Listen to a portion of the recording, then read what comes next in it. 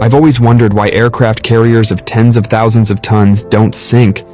We all know that wood floats on water, and even if you press it down with your hand, it still floats. But when I threw a solid iron ball into the water, it sure didn't float. Now I also threw the Titanic into the water and it actually floated. Why is that?